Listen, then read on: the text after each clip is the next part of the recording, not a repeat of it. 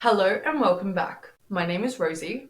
And my name is Paul. And this is Sinister. So Paul and I have decided to go back and re-record some of our original episodes where the audio quality maybe wasn't the best. But with that, we decided we may as well add video to it. And yeah, so we thought we'd upload a video. So let's see how this goes.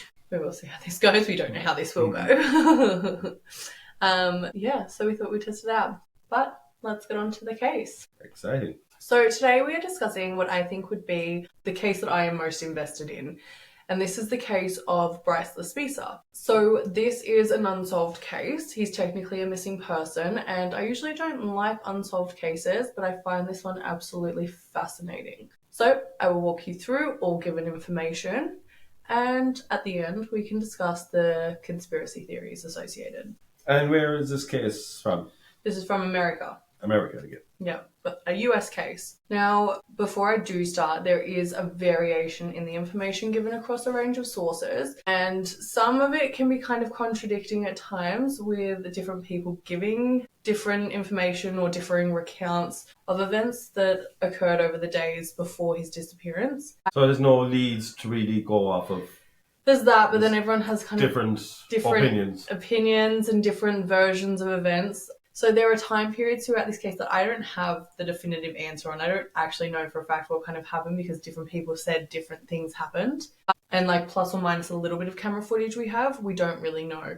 Everything's either from like parents or friends, and that's what we're going off. And what year are we talking about? This is 18.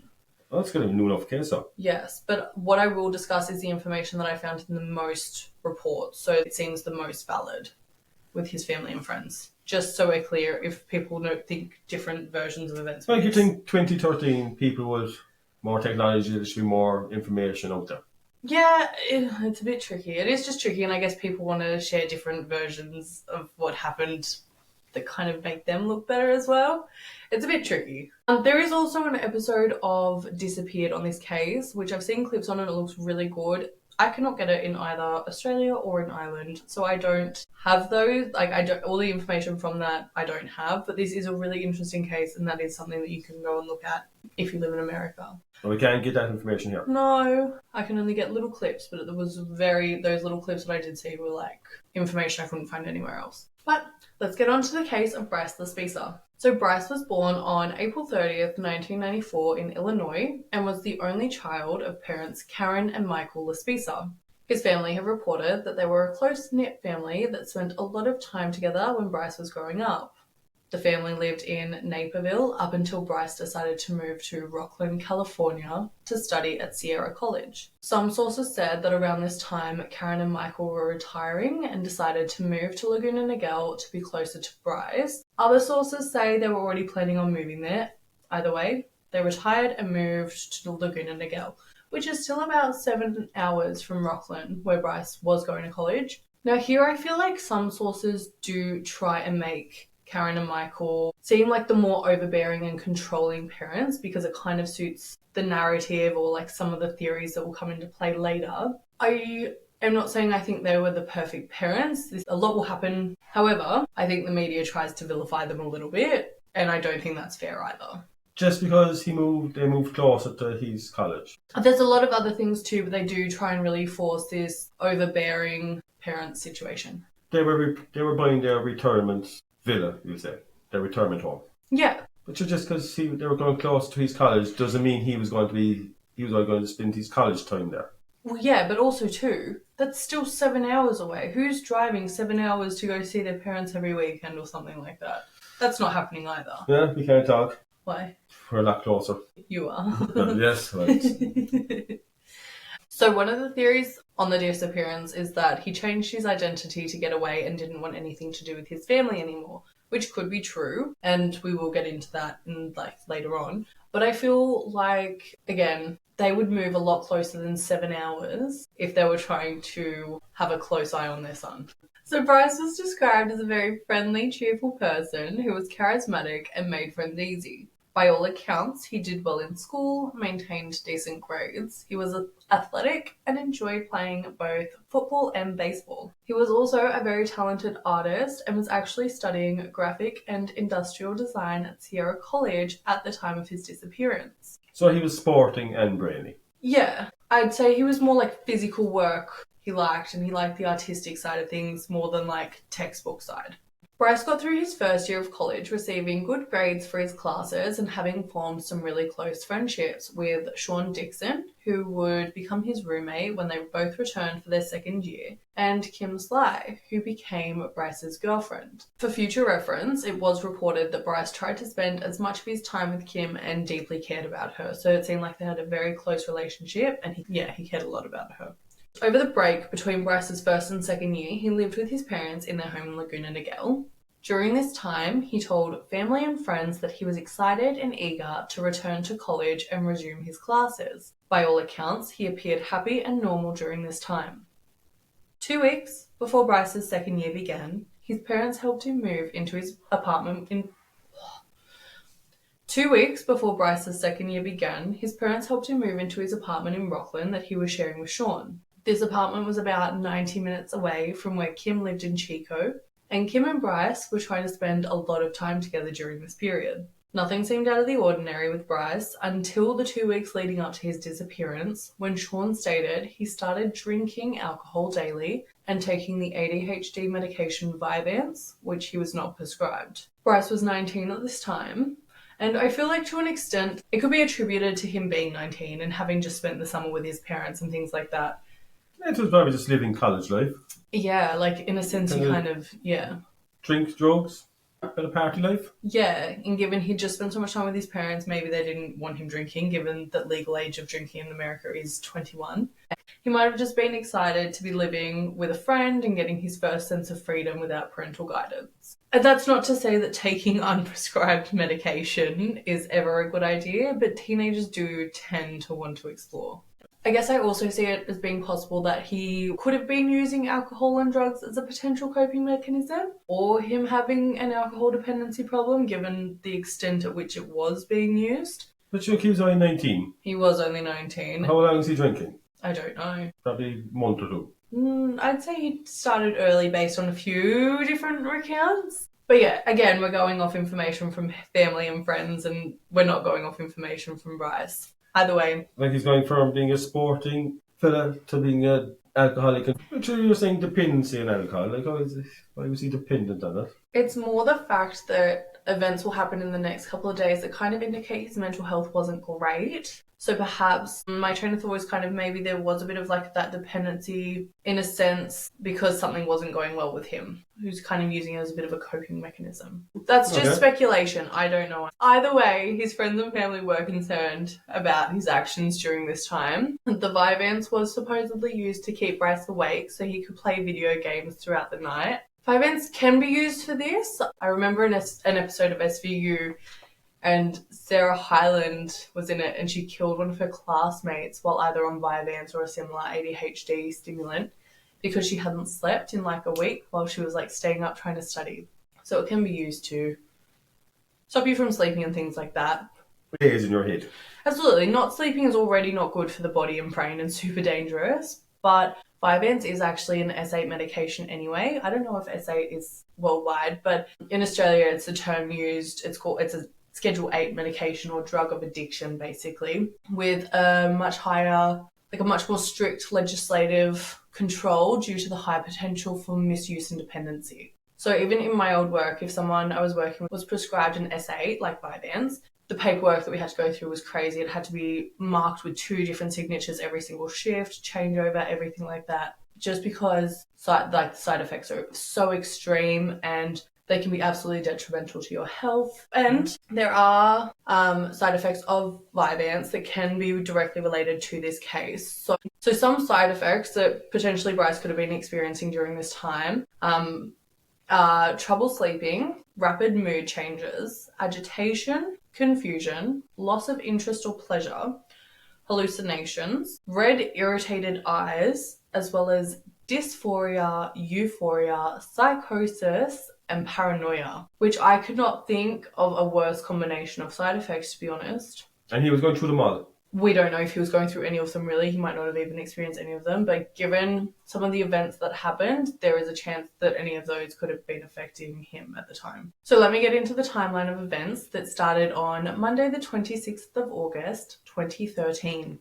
So on this day, after 2 weeks of partying, Bryce's second year at Sierra College commenced. He attended his classes as normal. The events of this day have been the most difficult to come to a definitive conclusion on, as, again, sources have varied so drastically. But going off as many interviews as I could find, this is what appears to be the most reliable rendition of what occurred. So Kim said, quote, "He was acting strange and he admitted he took that pill." I believe this is referring to the Vyvanse. As I mentioned some of the effects prior, it is possible that Bryce was experiencing some of them at the time. Also to add, the combination of Vyvanse and alcohol doesn't have any official warning to state it's dangerous, like a dangerous combination, or it leads to any higher risk than taking Vyvanse on its own, unprescribed, things like that. But I think that's more so because no one's actually studying people taking Vyvanse and alcohol.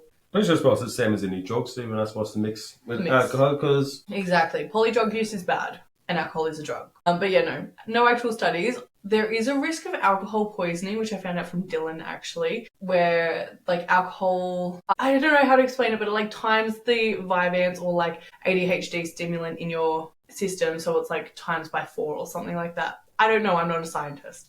Yeah, just a bigger kick off itself.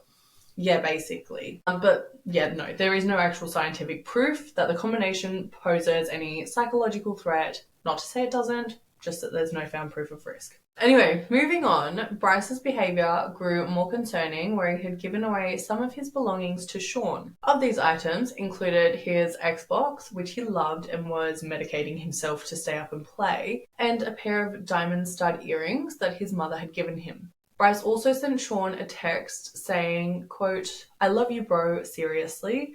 You're the best person I've ever met. You saved my soul." That message does kinda concern me. It kind of sounds like a goodbye message in a sense. However, it's more Sean's response that makes me feel that way. So Sean actually replied to that message, quote, "I love you too, man. You have an amazing life full of love and blessings. Don't waste that. You have too many people who love you, Bryce." Which does sound to me like Sean was already concerned about Bryce's behaviour. I know if I received a kind of message of someone being like, "I love you, rah, rah, rah," I'd be like, "Oh, you're so sweet." Like, I wouldn't be concerned like about their mental health or anything like that. It would be like I feel like there would already have to be signs of like a deteriorating mental health for me to see that as a goodbye message. I think that was more so what was concerning Sean anyway. So was it just that Bryce had given him some belongings and the drinking, or was it something else? I don't know. Regardless, he obviously was concerned.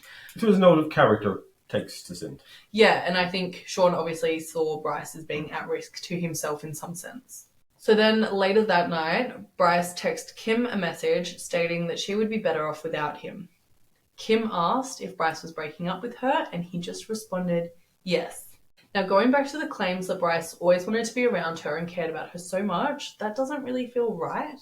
But again, those claims were coming from people who wanted, it's different perspectives and things like that. They're not just involved in the case. That, and like also, it could have been from people wanting Kim to look like a very good girlfriend and things like that. And that's not to say she wasn't. It's just, I feel like when someone disappears, everyone does want to try and indicate that they were very good and they didn't have any involvement in that. And that's not to say anyone could have, but it's just what it kind of seems like happens. They just want to look like the good people. We've done what we could. And yeah. Also, too, anything could have happened in the days leading up to this that could have left Bryce wanting to break off a relationship, really. Regardless. Which like that wouldn't be out of character, like say going to college to break up with a girl or... No. But it feels like a very cold message, too. So Kim and Sean actually discussed their concerns and planned on calling Karen the following day to discuss them with her, like Karen is Bryce's mum. Then on Wednesday the 28th, Sean called Karen and discussed Bryce acting out of character, drinking excessively, and that he had broken up with Kim quite suddenly the night before.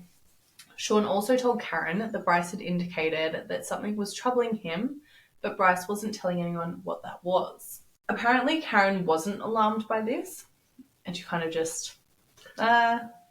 whatever. Just shrugged it off. She did shrug it off. There are numerous takes on this, and Karen will continue to not be alarmed by things as this does progress. It's hard to know how you'd act yourself in a similar situation.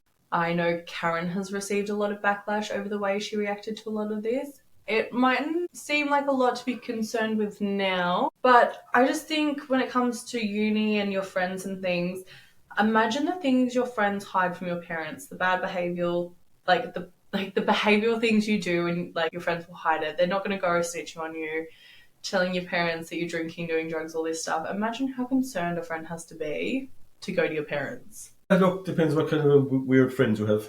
I guess that's true. If they were just dry shites, didn't do drink, didn't do drugs, really good A students in college. Yeah. Like you're going to get different types of students. Like you do. I didn't get the indication that Sean or Kim were those type of people, though.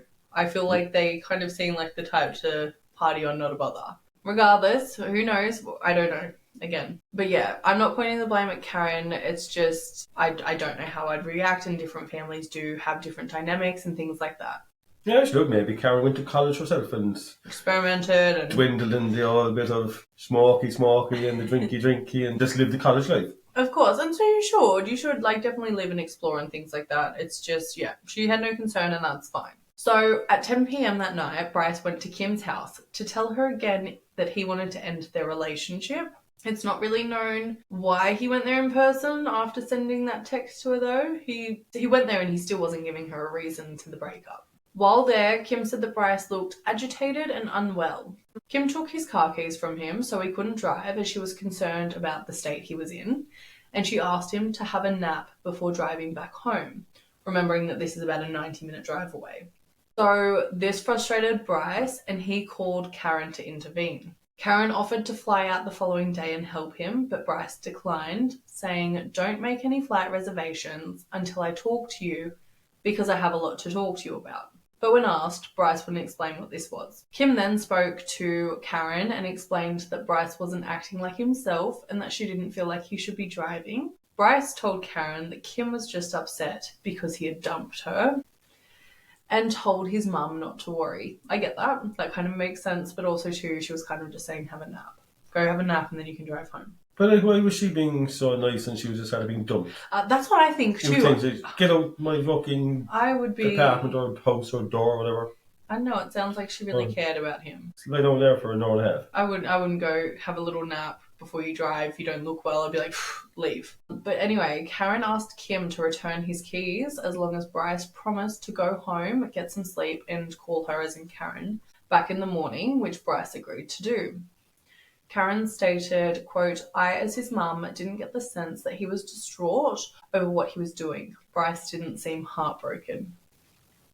Which, that's whatever. There is also a website called Web Sleuths, which is like a public forum, but there are verified insiders who have been proven to be linked to the case. I found one post by a user named Karen, but it's Caron, who is a verified insider on Web Sleuths for this case.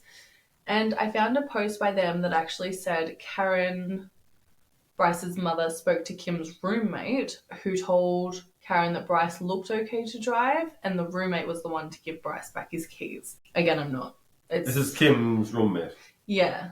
Now, in terms of getting other information from Web Sleuths, there is so much information. There is pages and pages and pages. It was way too difficult going through everything to try and find verified insiders and things like that. Like things that were genuinely good and related to this case, because there's just way too much random gibberish on top of it. So there wasn't a lot more that I used in terms of research for this case. But I do find this part tricky because on one hand, had Kim kept the keys a little while, maybe this story would have ended differently. But I get like fair if Karen's there thinking like she's just taken her keys, she's upset that she's been broken up with. You know, maybe he's not heartbroken. But the thing is, Kim knew he was taking drugs and drink. And Karen had been told too, and she was just kind of ignoring this. And this is now the second call within like 24 hours about her son that Karen does ignore. So it is a bit tricky, but it's not my place to judge. I don't really want to be hounding a woman who probably has to live with these decisions for the rest of her life.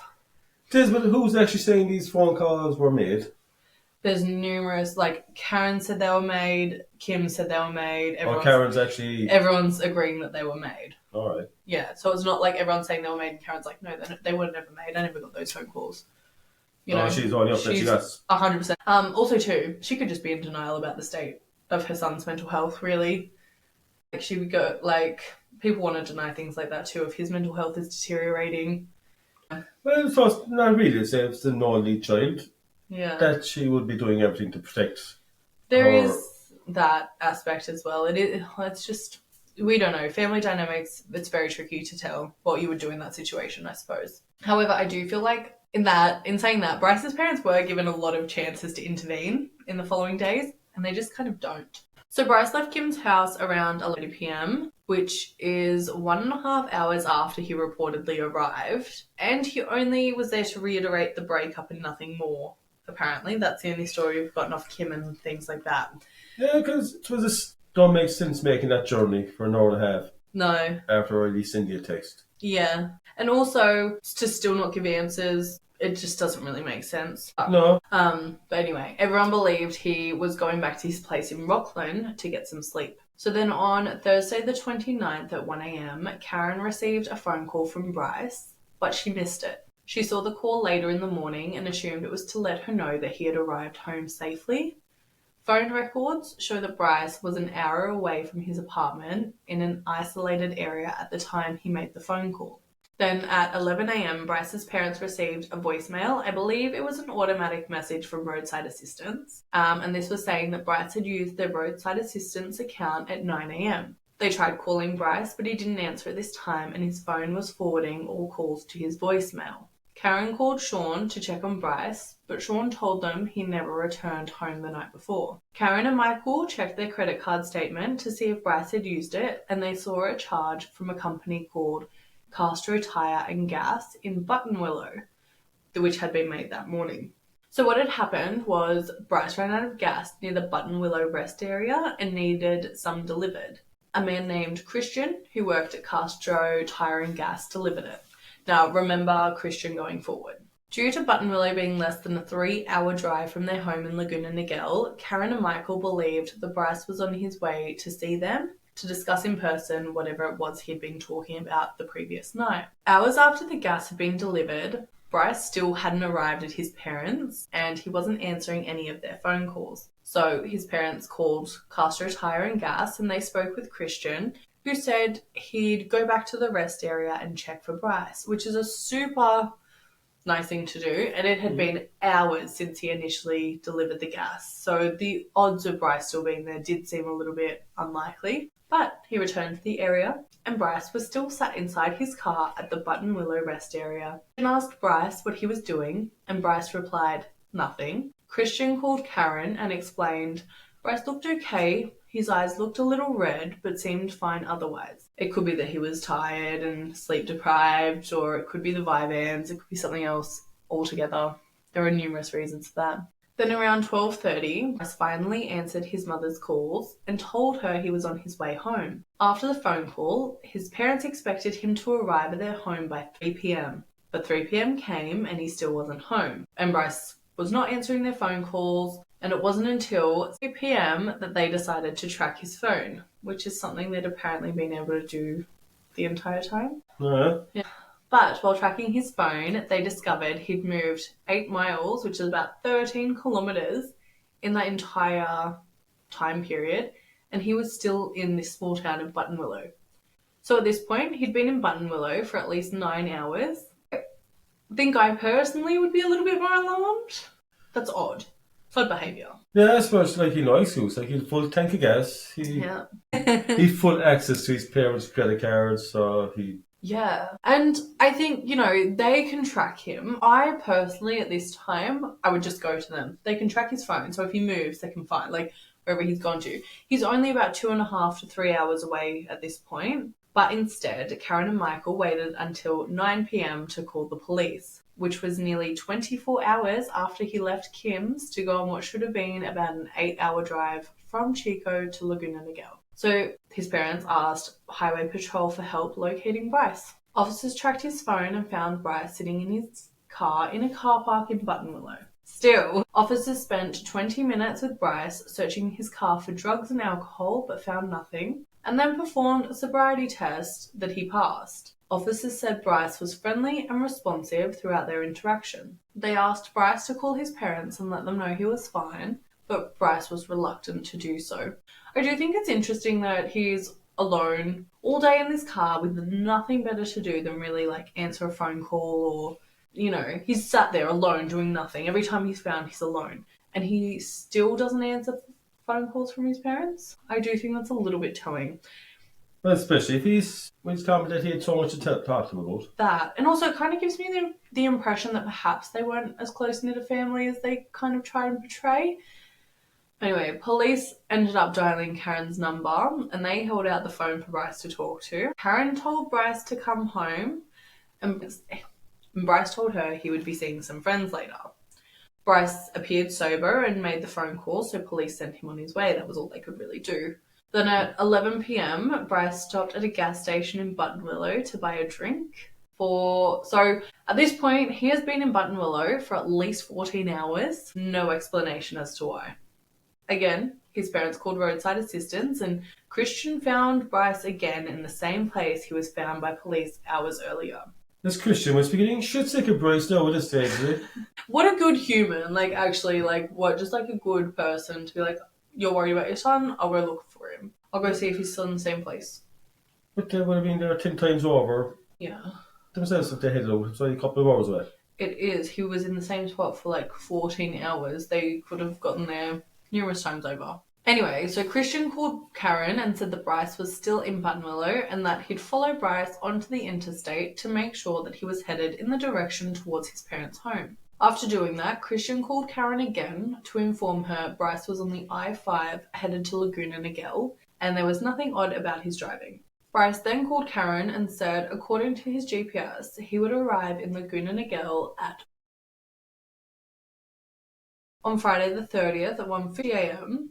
Bryce called Karen again to tell her he'd detoured off the I-5 but was getting back on to drive home. At 2:08, he called his mum again and said he'd pulled over in a suburban area and would sleep in his car. Karen thought Bryce had been awake for almost 48 hours by this point and didn't argue with the decision. This was Karen's last ever interaction with Bryce. Bryce hadn't pulled over and he'd actually continued driving for about 90 minutes to Castaic Lake, which was about 2 hours away from his family home. CCTV footage of Lake Hughes Road near Castaic Lake captured Bryce's car going up the road at 2:15 a.m. and Bryce took the exit to Castaic Lake. Hours later, at 4:29 a.m, the same camera captured Bryce driving up the road and taking the Castaic Lake exit again. At 5:30 a.m, police officers arrived at Castaic Lake for some training, and that's when they came across Bryce's wrecked car. The car had been found overturned and wrecked on an access road leading to Castaic Lake Recreation Area. The car had gone down a 25-foot embankment, which is about 7.5 meters, and there it flipped on its side. The car wreck is estimated to have happened between 4:30 a.m. and 5 a.m, and there was a small amount of blood on the passenger side headrest and in the back seat, but there was no Bryce. The back window of the car had been removed, which indicated to detectives that someone had left the car through the back window, so been smashed out from the inside. But weirdly enough, Bryce's belongings were still in the car, including his laptop, phone, and wallet.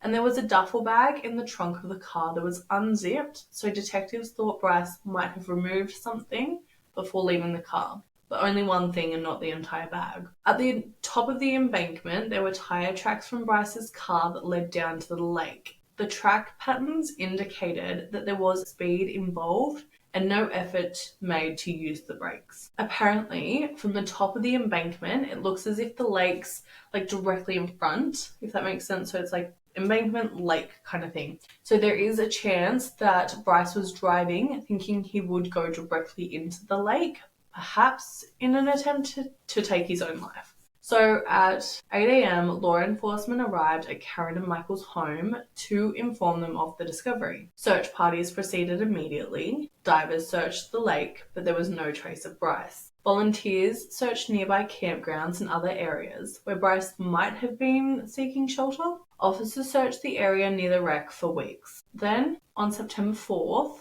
a jogger found a burnt body near the wreck site, and it was initially thought to potentially be Bryce, as at the time the body was too burnt to even determine if it was a man or a woman, let alone if it could have been Bryce. His family and friends had to wait for the coroner's report to determine if this was Bryce. So during the waiting period, Sean said in an interview, "I'm not worried because I know that though he may be having some issues right now, I can't see him doing that to himself. I just have hope that that's not him." And then the coroner's report came back and it wasn't Bryce. It was actually the body of a man named Lamondre Dion Miles, who unfortunately lost his life in that area. So detectives brought bloodhounds in and tracked Bryce's scent to a nearby truck stop on Castaic Road, where his scent suddenly vanished, giving detectives the impression that Bryce may have either gotten into the vehicle with someone or potentially kidnapped. But after 3 weeks, the Los Angeles County Sheriff's Office called off the search for Bryce. Following the search being called off, Bryce's family hired a private investigator named Shannon Toulos. Shannon believed that given Bryce's physical condition, it was unlikely he sustained a debilitating injury in the car wreck and likely walked away from the scene on his own. But they'd hire a private detective, but they won't drive 3 hours. To find him while he's still around. And he was there like 14 hours. Yeah. Mm-hmm. I know. In the years since his disappearance, the Laspisa family have continued to regularly search the area where his car was found. In 2015, they hired a sonar boat and searched the lake for 2 days. Their private investigator also worked with a drone operator, and unfortunately, nothing was ever found. No further information has since come out regarding Bryce's mysterious disappearance. I did find that his family apparently turned to psychics for help. So again, they were looking for anything. They were desperate. Like I got to give it to them. They were desperate. They wanted answers. I guess when you are desperate, you will do anything. But I would say there are a lot of shitty people who are willing to pretend to be psychics in order to benefit off grieving families. And that's where I get it's just a shitty situation. So apparently one psychic sent in this tip stating, quote, "The only thing I am seeing is that Bryce is either in or around the lake. I looked it up on Google Maps and it looks like a V-shaped lake." Would you not look into her crystal ball? Oh no, she looked Google Maps. Google Maps. Yeah. Oh, she's a psychic. Oh, psychic. And what did she do for Google Maps when she was a psychic or her? Who knows, before Google Maps. I don't know what area his car turned over after looking at the Facebook pages, but I am drawn to the top right hand point of the V.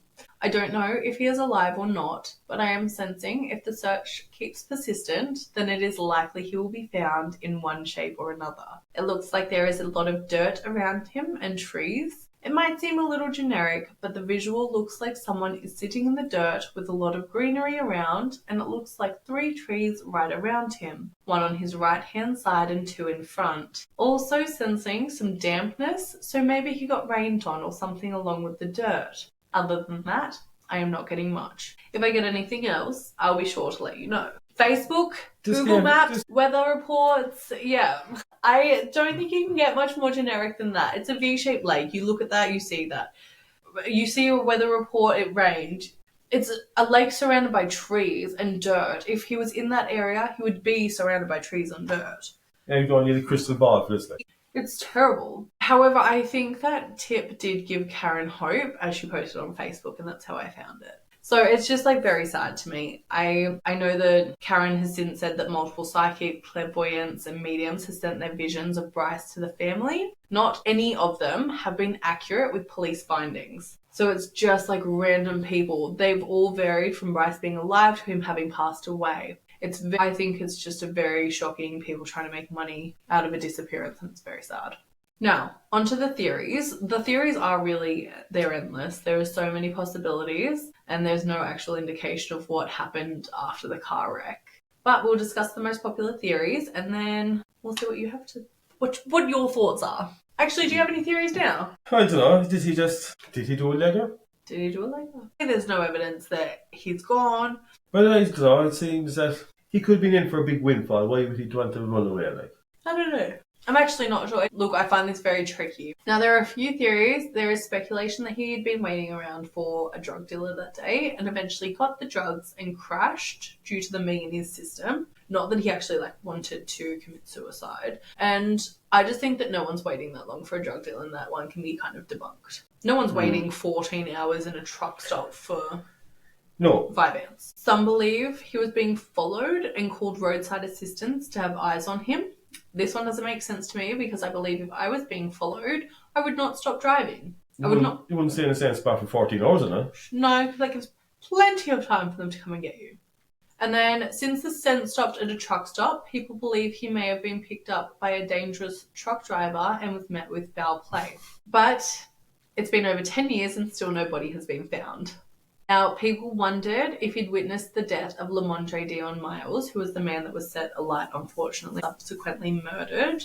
They thought maybe he was he was a witness to the crime. They didn't want to leave a witness. But again, there was no body. Surely it would have been done the exact same way. Yep. You would think there would be two burnt bodies next to each other kind of thing. So the first bigger theory that I think holds a little bit more weight is that Bryce was struggling with his mental health or was suffering with a type of psychosis from the Vyvanse. This suggests that Bryce had a brain fog and was getting confused, thus making him make decisions he wouldn't in his usual mindset.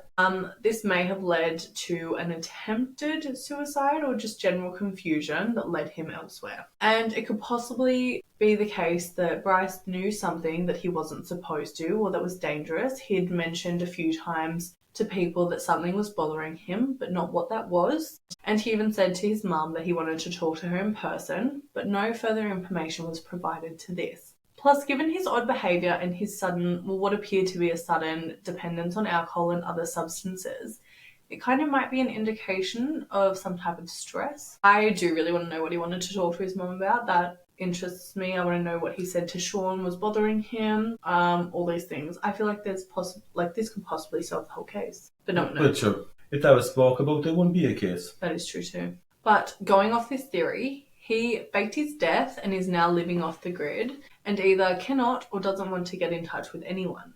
He mentioned to Karen that he was hanging out with friends later. Was there someone coming to pick him up and help him disappear? What was going on there? And given that his son did just disappear at the truck stop, maybe that's where he had someone come and pick him up. And why did he want to disappear? Well, I guess maybe he was scared of something or someone. I don't know. Yeah. He spent 14 hours in one place and everyone knew where he was. Yeah, but was that maybe he just knew his parents wouldn't come?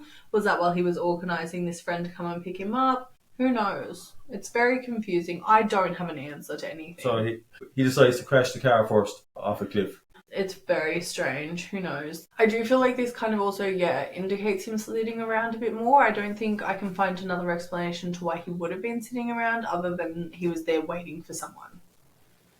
I don't know. It's tricky. Look, it is tricky. There's no real explanation to any of this.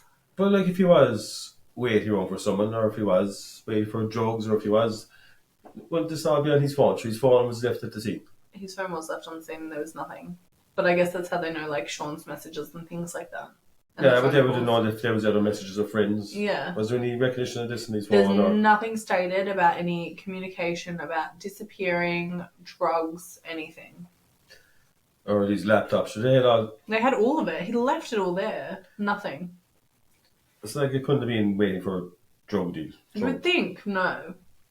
I would think no. Anything if he was having communication, it's either through his laptop or his phone. Well, that's exactly it. Yeah, but it's crazy case that there is no information. Now, Bryce's dental records, DNA, and fingerprints have all been entered into the National Missing and Unidentified Person System and other similar databases, but to this day there has not been a match. My take on this, though, is that he shows a lot of signs of thinking his life is coming to an end. From working in mental health, I had to know a lot of signs that someone is thinking about ending their life, and he does exhibit multiple. Maybe he's smart and he just wanted people to think that so that he could disappear, but there were just a lot of signs leading up to this in the last few days. I don't know, it's you're just going from signs or from statements from his friends and family, so. And that's exactly it. They're not saying signs, No. But there is a theory that he did attempt to take his own life. So Bryce had unstable behaviour leading up to his disappearance. He'd broken up with his girlfriend as if he wanted to start closing ties in his life. There was a lot of reckless drinking and substance use. Also, it's only the alcohol and the violence that we know of. Who knows?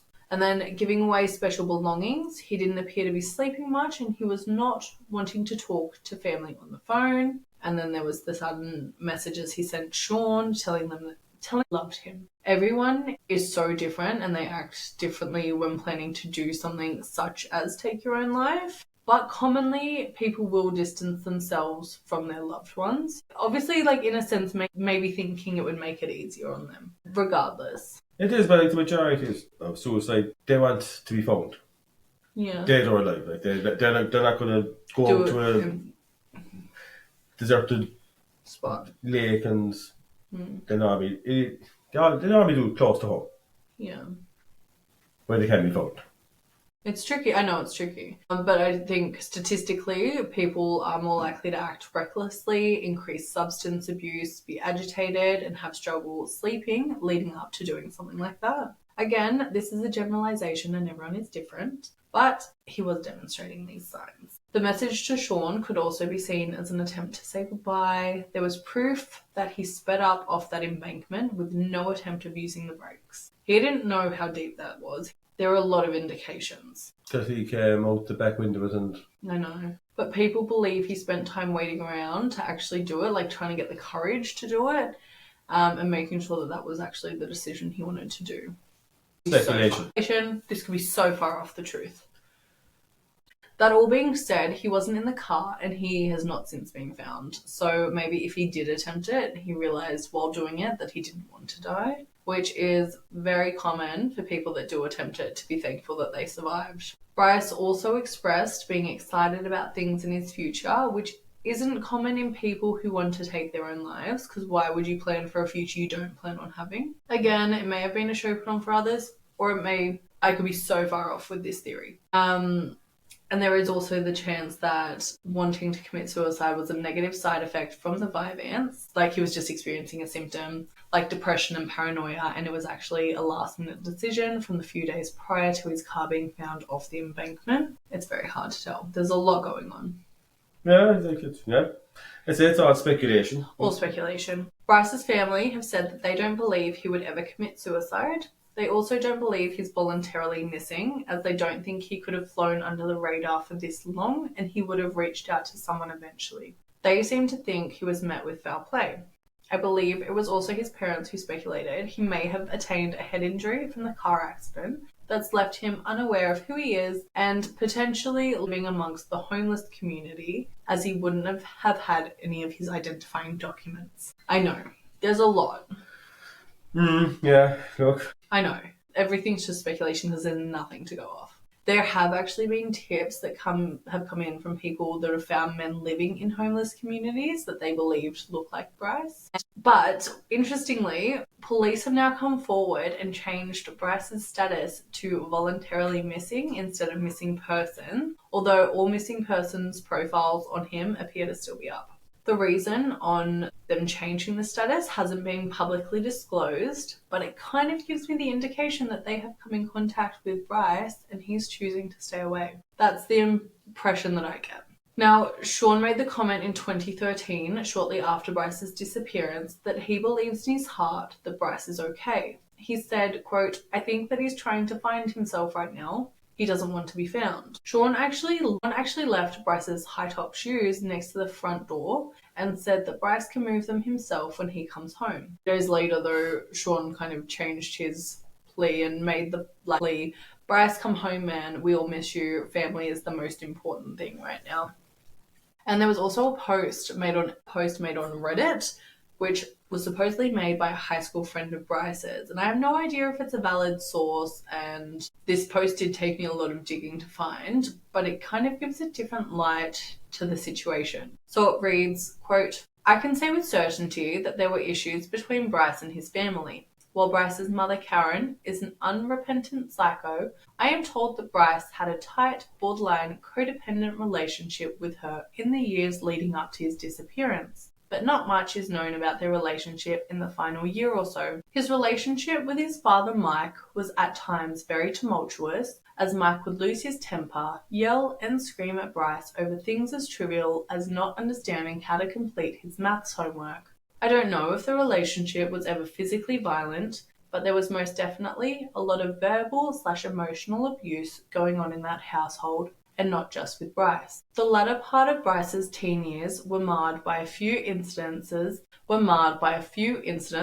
such as getting busted with MDMA, as well as a lot of underage drinking issues that have gone largely unreported, all of which served to soil his familial ties. As I understand, Bryce was well on his way to becoming a teenaged alcoholic. He was apparently known for taking booze to high school and spending some school days maintaining a desired level of intoxication. It's very safe to assume that this behavior continued to spiral out, evidenced by his taste for Adderall and other scripts. And he suffered a psychotic break from it, evidenced by his friends calling his mother with their concerns. It must have been some pretty disturbing behavior in order for kids who all use drugs recreationally to contact their friends' parents with concerns about his mental state. When Bryce left home to attend community college, he did not do so by his own motivation. Karen and Mike shopped around for what school he would attend, gave him no decision in the matter, and shipped him out when the school year began. The decision was in part based on the availability by dormitories, as they wanted Bryce out of the home as soon as possible, which seems in keeping of what I know to be true of their parenting. They sent him to Sierra College in Rockland, California, which is a 460-mile drive from his parents' home in Laguna Niguel. Mike and Karen were both very controlling parents, the type that foster harsh, rebellious behavior from their kids. They sought to control every aspect of his life and used their money to do so. Bryce owned literally nothing of his own and was frequently reminded of it when he stepped out of line. To me, his actions were a great big fuck you to his manipulative, controlling, abusive parents. What better way to let them know you're done than by intentionally wrecking their car and leaving behind all their encounterments they paid for with their money and leveraged as a means of control. Sorry, I know this is a long one. It's still going. The time he spent in that small rural town was most likely waiting on someone to give him a ride. I believe the big story he wanted to tell his parents was that he would be dropping out of school and moving elsewhere. I believe he wanted to say it to their faces, but chickened out and decided that he was just going to move on. I believe his family knows this and have used the media, his friends, and so on to wage a pressure campaign against him. I believe the police have encountered him at some point and have respected a request for silence, thus leading them to their conclusion that he is, quote, voluntarily missing. Now, sorry, that was so long. That is over. Who knows? We don't know if that is even a valid source or anything. But it's just like a long quote that kind of is very interesting. Kind of, I think it's like if this person knew so much, why wasn't it? Yeah. I know. Never mentioned in any part of the... No, it is. It's tricky. But no, that is absolutely everything I know on Bryce Laspisa. We would love to know your thoughts and theories on everything. Do you have any theories that you believe? Yeah, maybe. Look, he wanted to get away from his family. Maybe he's suicide. Maybe it could be bears could beat him. Okay. What? I'm not doing that. There's bears in California. Okay, we're not doing that. I think he's missing by his own choice. I think he's voluntarily missing. Police know that. That's why they changed the status. I bet you bears. I don't think it's bears. Oh, I'm not actually. What? No, I'm not entertaining this. It's a possibility. Anyway, I personally think he's missing by his own choice. I think he did want to get away, and that's okay. Because bears do hang around lakes. Bears do hang around lakes. I don't know anything about bears. I don't personally think he was eaten by bears, but yeah. Thanks, Paul, for your insight. No, but we would love to know your input. Any theories that you have would be greatly appreciated. I'm obsessed with this case. It's one of those things I want an answer one day. I think it's the most fascinating case. There's just nothing really to go off. I suppose basically, if there's a body going to turn up, or is there a live Bryce running around out there? Yeah, well, I suppose, my theory is that police can't change his status to voluntarily missing without reason. Yeah, but like he should have his total new identification, so. But he could. Maybe he has. It's very tricky. But no, who knows? But what's when Mike and Karen kicked the bucket? That should Bryce be running back? That's my inheritance. I don't know. Who knows? But we would love to know your input. Let us know in the comments, and we shall see you very shortly with another episode. Bye. Thanks, bye!